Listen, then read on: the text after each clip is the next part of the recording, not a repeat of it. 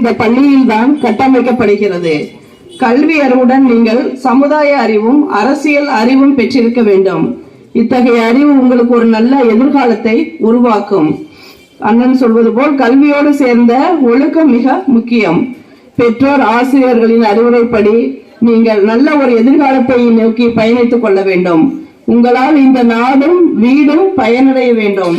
உங்களை பார்க்கும் போது எங்களுக்கெல்லாம் எங்கள் பள்ளியின் அந்த ஞாபகம் தான் வருகிறது. பள்ளி ஆண்டு விழா, பள்ளியின் கலை நிகழ்ச்சிகள், நாங்கள் இருந்த வகுப்பறை, எங்களுடன் படித்த தோழிகள், இன்றும் நாங்கள் பார்க்கும்போது அந்த ஆசிரியர்களுக்கு அவ்வளவு மரியாதை கொடுப்போம். இன்றும் நான் மேயர் ஆனாலும் அந்த ஆசிரியர்கள் காலில் வணங்குவது வழக்கமாக வைத்திருக்கிறேன். நீங்கள் அதே போல பெரியவங்களை, பெற்றோர்களை மதிக்க வேண்டும், ஆசிரியர்களை மதிக்க வேண்டும். உங்களுக்கு கற்றுக் கொடுத்த ஆசிரியர்கள் தெய்வத்திற்கு சமமாக நீங்கள் கருத வேண்டும்.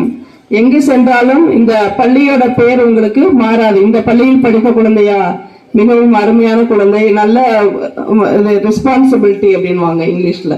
அந்த மாதிரி ஒரு திறமையாக இருக்கணும், அறிவா இருக்கணும், மற்றவங்களை மதிக்க கத்துக்கிட்டு நல்லபடியா உங்க எதிர்காலத்தை நீங்களே கட்டமைத்துக் கொள்ள வேண்டும்.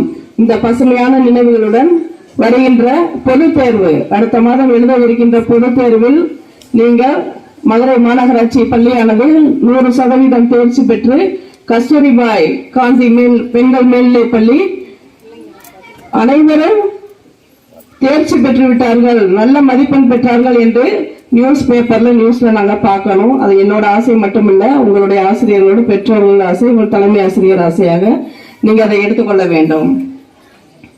யாரெல்லாம் இன்று புத்தகத்தை நோக்கி தலை குனிகிறார்களோ அவர்கள் நாளையில் தலை நிமிர்ந்து நடக்கப் போகிறார்கள்.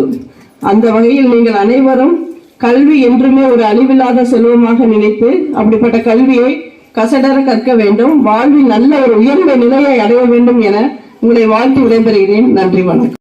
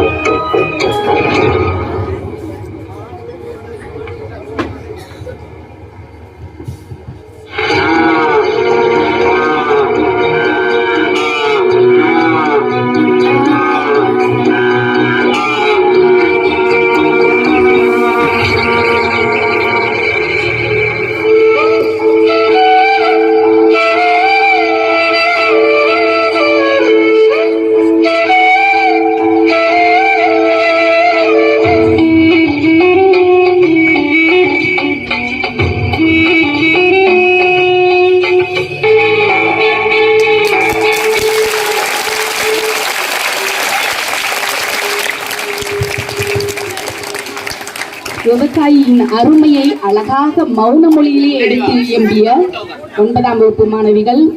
எனக்கு ஒரு சிந்தை இருந்துச்சு, விவசாயிகளோட துக்க நிலை